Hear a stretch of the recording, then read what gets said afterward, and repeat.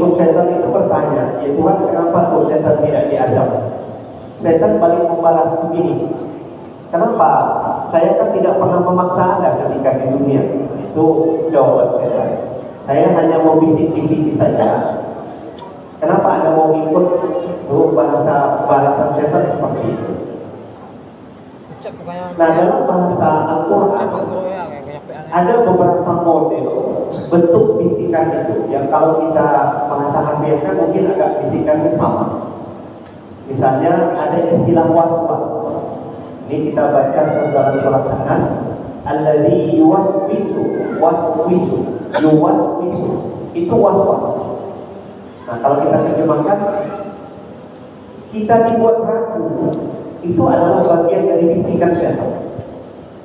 Ketika kita ingin memutuskan untuk sesuatu, tiba-tiba dimunculkan keraguan dalam hati, itu adalah bagian dari bisikan setan. Itu bahasanya was-was. Nah, ada juga kemudian hamas.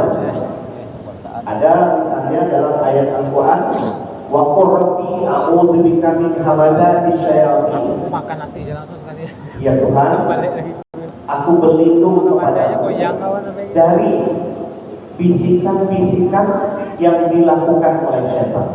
Bahasa Al-Quran yang hamas. Dan yang ketiga dalam ayat yang kita baca ini, nazala. Yang akan kita baca ini adalah nazala. Maka kemudian apa perbedaan antara nazala, hamas, dan was-was? Nah, Bapak Ibu yang saya muliakan, nazala itu sebetulnya adalah bisikan yang sangat halus, pelan, hampir tidak terasa, sedikit sekali. Tetapi kalau hamas itu lebih berat, dan yang paling berat itu adalah was-was. Nah, maka misalnya secara sederhana saja kita ketika akan takbiratul ihram, mungkin ada sebagian kita yang seringkali mengalami was-was. Misalnya dalam kaitan ketika antara berniat, niat waktu takbiratul ihram itu disejajarkan dengan takbiratul ihram atau tidak. Seringkali orang kadang-kadang dibuat ragu lalu kemudian mengulangi. Nah, itu adalah bagian dari was-was yang ditimbulkan oleh syaitan. Nah, tapi kali ini Al-Quran membahas soal nazala di ayat 200. Kita bisa langsung kembali ke ayatnya. Bismillahirrahmanirrahim.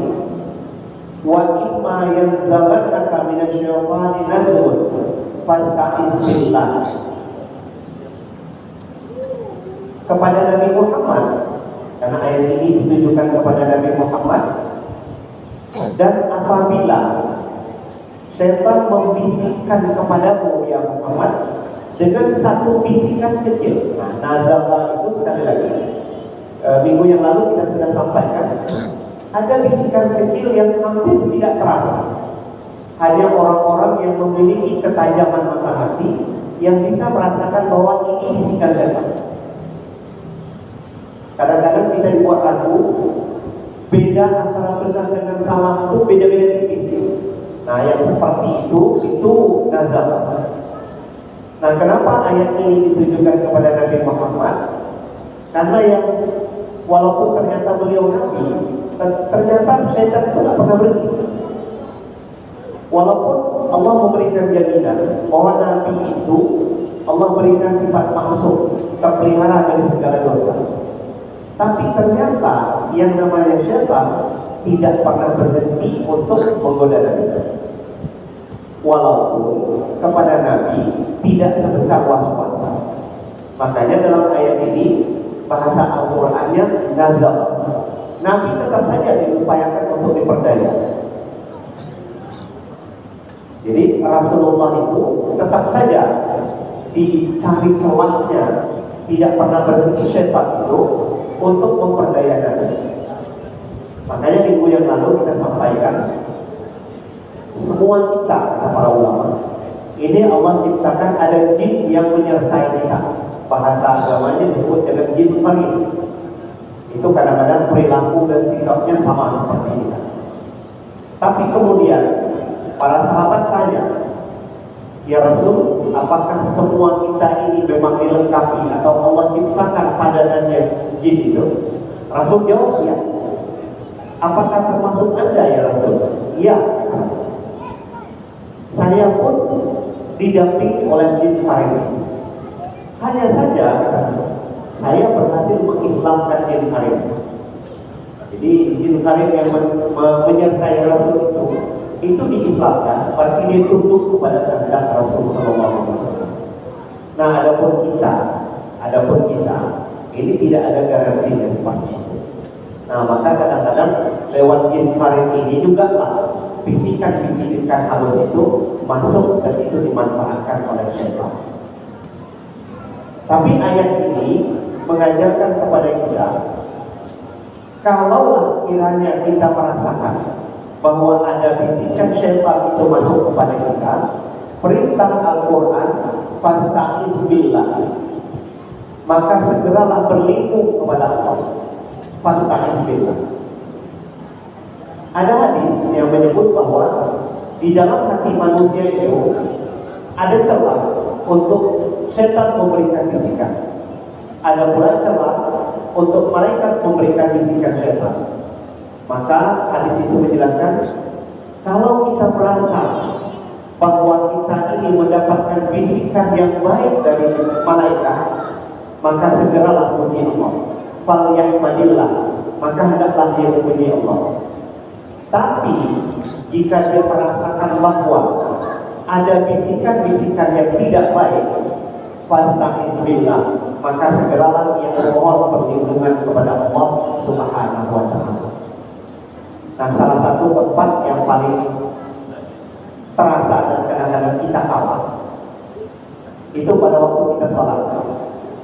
Pada waktu kita sholat, mungkin awal-awalnya ketika takbiratul ihram itu masih kehusuannya nampak.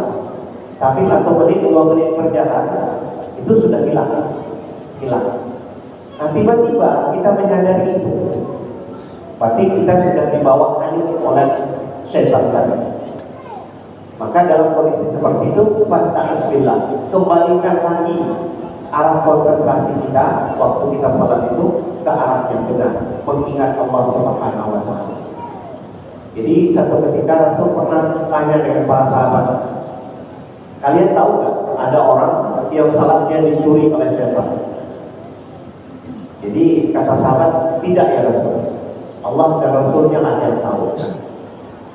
Yaitu orang yang salatnya dicuri syaitan itu adalah ketika dia sedang salat, kadang-kadang dia dibuat abai hatinya, dibuat lalai hatinya bahwa dia sedang menghadap Allah. Jadi pikirannya itu dibawa kemana-mana.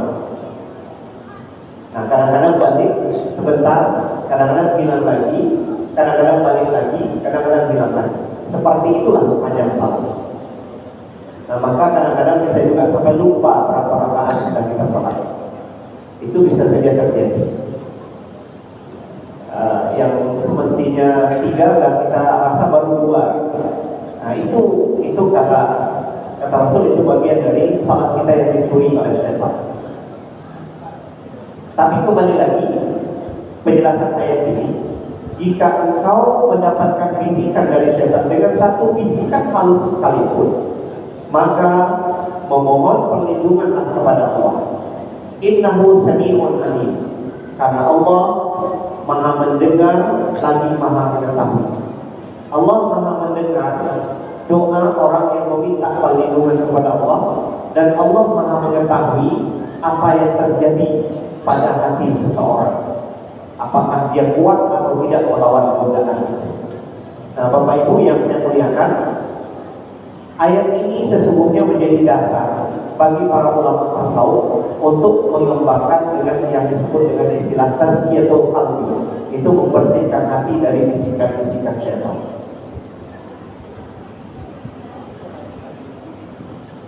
Kita lanjut ke ayat 201.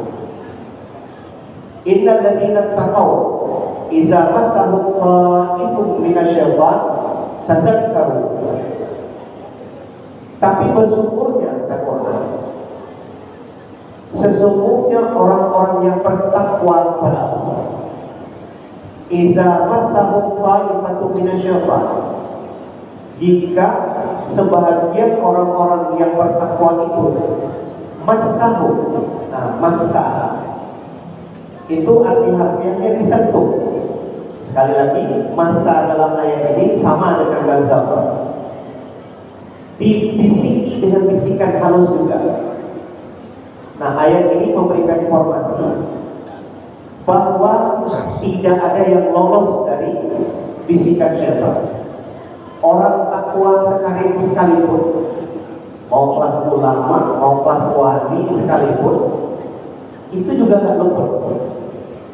Ayat ini menyebut innal ladzina taqaw, sesungguhnya orang-orang yang bertakwa, iza massahum ta'ifatun minasyaitan, jika mereka itu disentuh, dibisiki oleh sebahagian dari para syaitan. Jadi ayat ini menginformasikan para orang-orang takwa sekalipun tetap saja dia akan digoda. Bahkan ada penjelasan para ulama begini, semakin tinggi tingkat ketakwaan seseorang, semakin kuat juga lah syaitan yang datang menggoda orang itu. Jadi kira-kira semakin tinggi levelnya, maka syaitan yang datang menggoda itu juga semakin tinggi levelnya. Karena kalau levelnya rendah, kalah dia. Maka semakin tinggi derajat orang di sisi Tuhan, semakin kuat dan berat godaan dan cobaan. Nah, ayat ini, iza massahum ta'ifatun minasyaitan, jika disentuh atau dibisiki mereka itu oleh sebahagian dari para syaitan. Bedanya orang takwa dengan yang tidak takwa adalah tazakkaru. Orang yang takwa itu segera ingat Allah. Nah, itu yang bedanya. Orang-orang yang bertakwa, ketika dia merasa bahwa dirinya mendapatkan bisikan syaitan, maka dia segera ingat Allah. Maka kata para ulama, yang tidak bertakwa kepada Allah, maka disinilah kemudian setan akan selalu berkalah pada diri. Lama baru dia bisa membebaskan diri dari bisikan-bisikan syaitan, pengaruh bisikan syaitan, bahkan kadang-kadang dia tidak bisa lepas dari cengkraman bisikan syaitan. Nah, orang-orang yang bertakwa, dia tazakkaru, mereka segera ingat bahwa ini adalah bisikan syaitan. Segera dia berlindung kepada Allah, segera dia dapat memperbaiki diri. Nah, dengan dia mengingat kepada Allah, fa idza hum mubsirun, maka ketika itu mereka dapat melihat kesalahan-kesalahan. Al-Sara yusiru, dia dapat menyaksikan kesalahan. Jadi beda-beda orang takwa itu seperti itu. Makanya kata para ulama begini, mungkin sesekali kalau kita mau jujur, kita itu ada yang disebut nafsul lawwamah di dalam diri kita itu. Nafsul lawwamah itu arti-artinya adalah jiwa yang kalau kita salah, dia mengecam kita. Misalnya tadi itu kita melakukan satu perbuatan salah. Waktu itu kita tidak menyadari bahwa kita salah. Tapi beberapa saat kemudian ketika kita sadar, ada itu dalam hati, ada sesuatu seperti suara yang mengisi, kamu tadi sudah melakukan kesalahan. Nah, itu tuh namanya nafsul lawwamah. Dia mencela, kamu tuh salah, perbuatan itu salah. Nah, itu namanya nafsul lawwamah.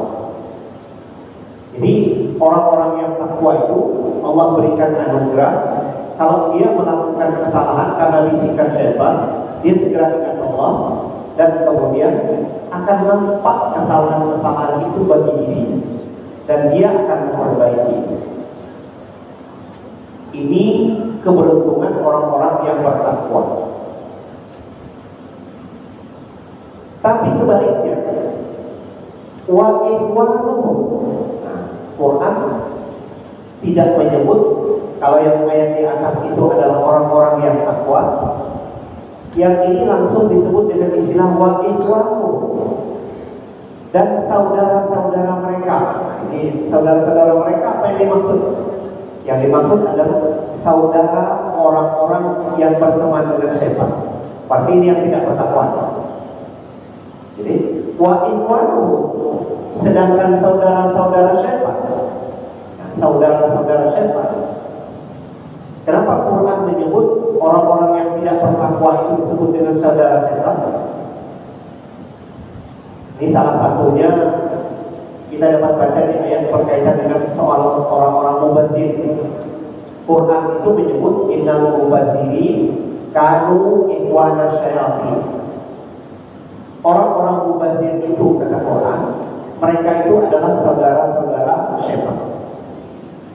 Jadi sifat mubazir itu sendiri menyebabkan pelakunya itu kerjanya sama seperti kerja syaitan. Itu mubazir. Nah, sekarang Quran menyebut yang tidak bertakwa itu adalah saudara syaitan. Ikhwanuhum, saudara mereka, yaitu saudara syaitan. Apa yang dimaksud dengan saudara? Dalam bahasa Arab, saudara itu berasal dari kata akhun. Akhun itu artinya adalah orang yang terlahir dari rahim yang sama. Jadi kalau kita punya adik atau kakak itu disebut dengan saudara. Artinya kita terlahir dari rahim yang sama, dari ibu yang sama. Itu saudara bahasa Arab. Akhun. Banyak bentuk jamaknya ikhwan, saudara.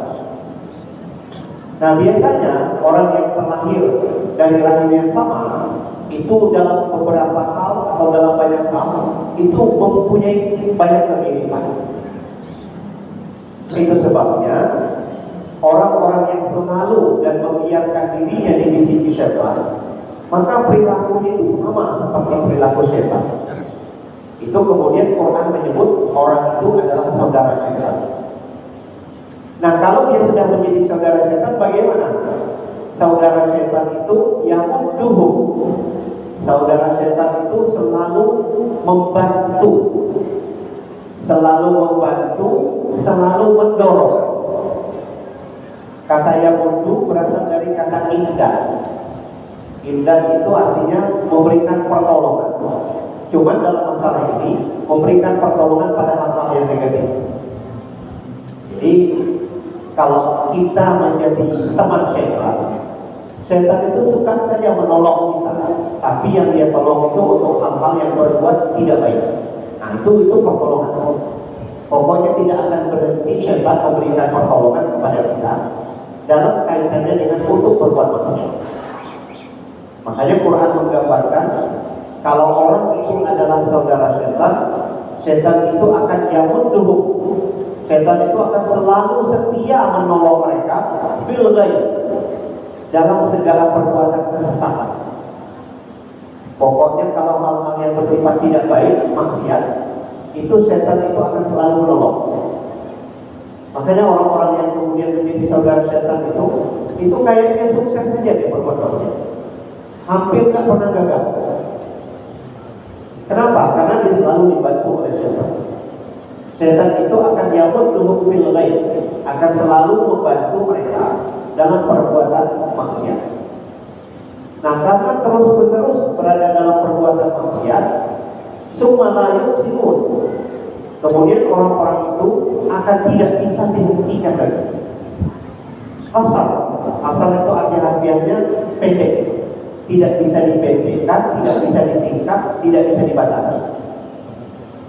Maka orang kalau sudah terjerat dalam godaan bisikan setan, itu sulit sekali untuk lepas.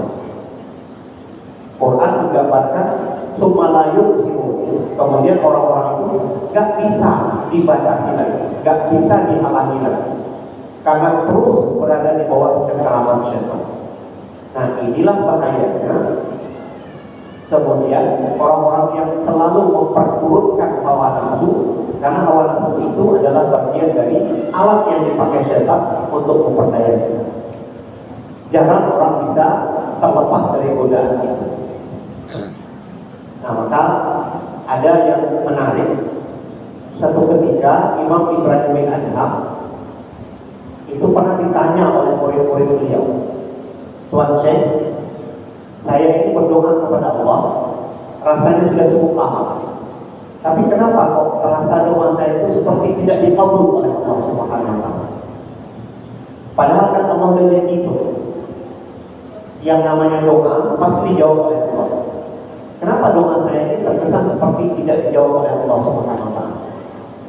Maka waktu itu Imam Ibrahim bin Adham menjawab, ada beberapa faktor yang menyebabkan doa tidak dijawab oleh Allah Subhanahu wa Ta'ala. Nah, salah satu jawaban beliau yang menarik adalah, kamu tahu bahwa syaitan itu adalah musuh yang nyata bagimu, tapi sayang dia kamu jadikan kawan. Itu jawaban Imam Ibrahim bin Adham. Sejak awal Allah sudah mengumumkan, kasih tahu bahwa yang namanya syaitan itu innahu lakum aduwwun mubin. Syaitan itu adalah musuh yang nyata bagimu. Tapi sayangnya kamu jadikan dia kawan. Nah, ketika kamu berkawan dengan syaitan itulah kemudian doamu tidak dijawab oleh Allah Subhanahu wa Ta'ala. Jadi rupanya dalam penjelasan Imam Ibrahim bin Adham itu, ketika kita berada dalam cengkraman godaan syaitan, maka artinya kita terdidik dari diijabahnya doa oleh Allah Subhanahu wa Ta'ala. Jadi orang-orang yang menemani syaitan itu doanya terdidik dari dijawab oleh Allah Subhanahu wa Ta'ala. Itu tinggi sekali resikonya. Nah, itu yang dapat kita jelaskan di ayat 201 dari surat Al-A'raf. Lalu kemudian kita lanjutkan ke ayat 202 dan 203. Ayat ini bergeser sedikit temanya.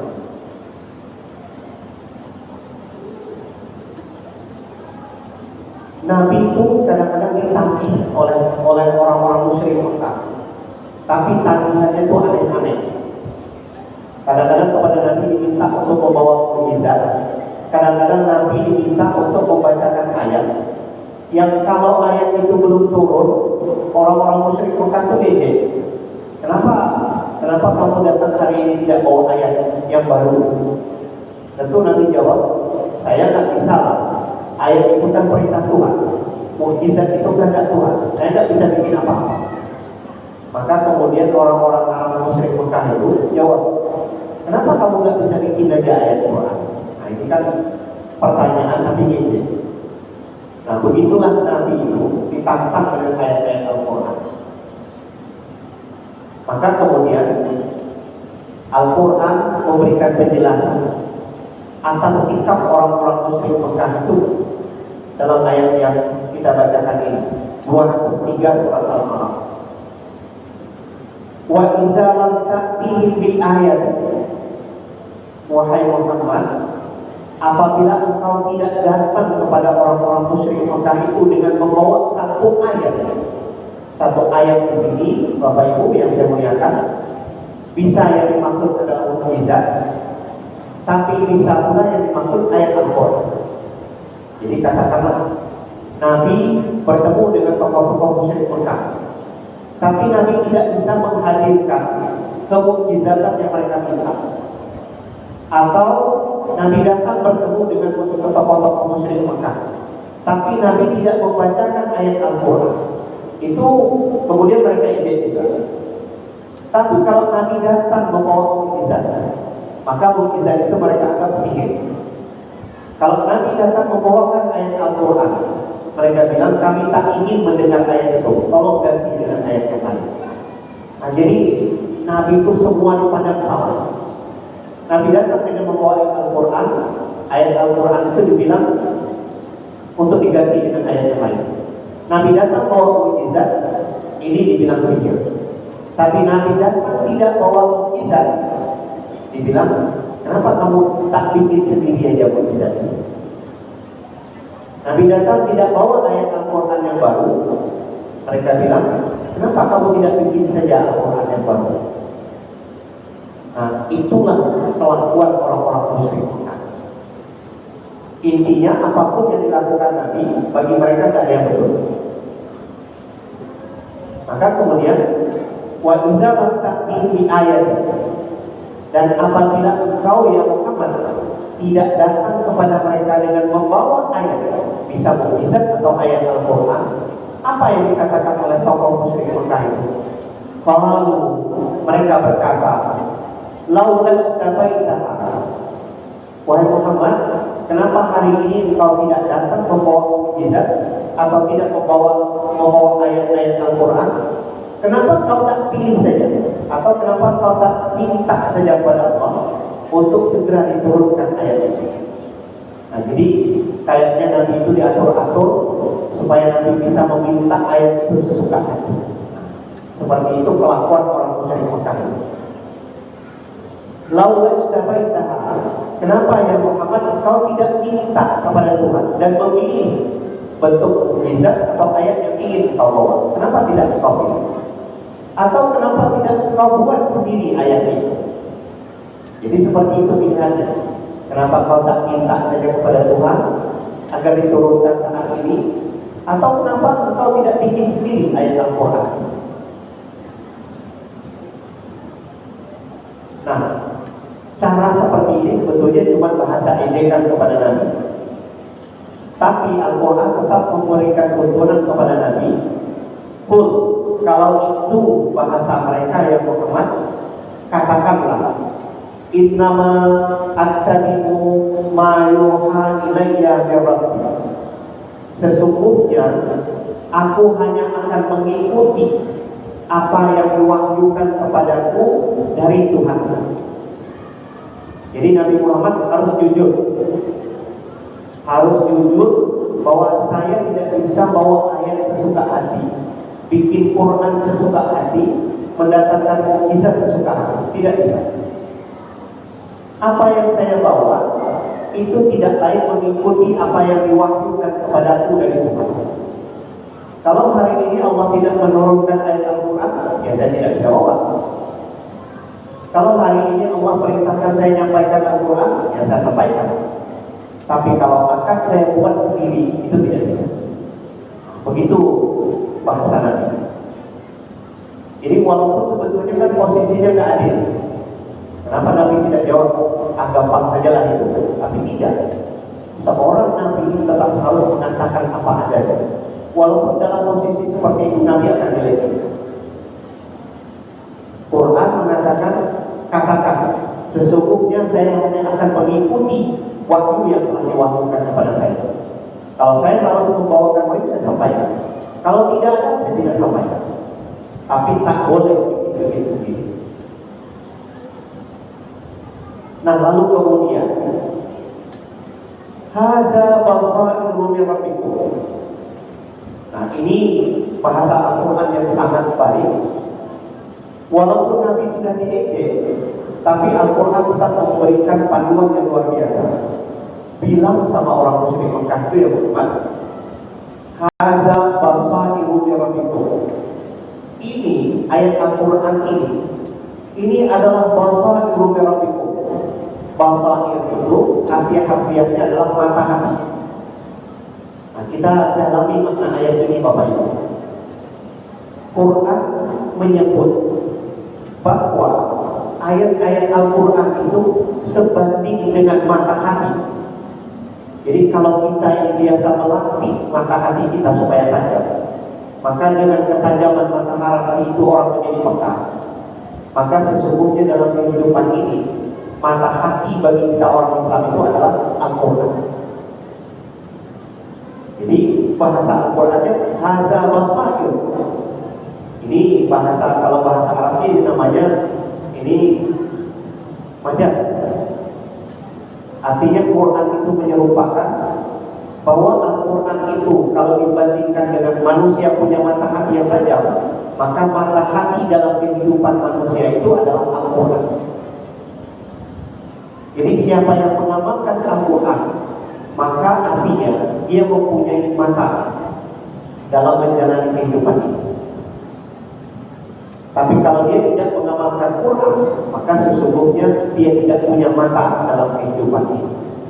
Makanya besar kemungkinan bisa nyasar. Nah, ini bahasa yang sangat dalam dari Al-Quran. Hadza basairun min rabbikum.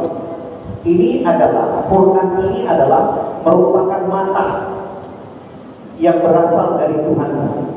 Dia laksana mata hati yang berasal dari Tuhan. Di samping dia merupakan basair, Quran juga adalah petunjuk, hudan dan rahmah, dan dia juga adalah rahmah bagi kaum yang mau mengimani Al-Quran.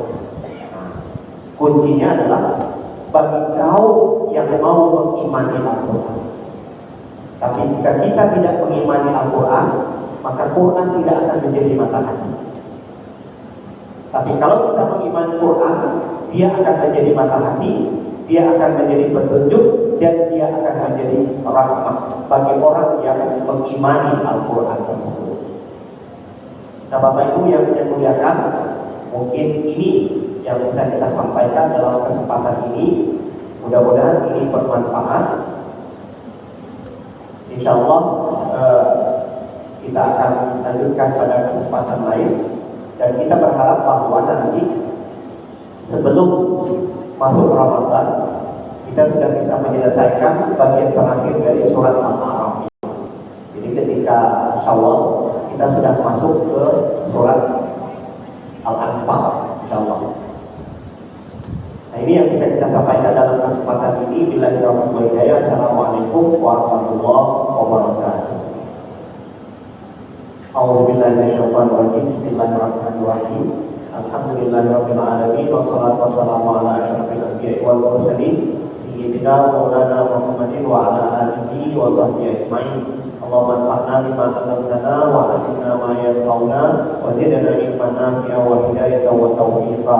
Allahumma anfa'na bima 'allamtana wa 'allimna ma yanfa'una wa zidna ilman nafi'a wa hidayatan wa tawfiqa. Allahumma ij'alna minal ulama'il 'amilin. Allahumma ij'alna minal ulama'il 'amilin. Rabbana atina fid dunya hasanatan wa fil akhirati hasanatan wa qina adzabannar. Walhamdulillahi rabbil alamin. Assalamualaikum warahmatullahi wabarakatuh.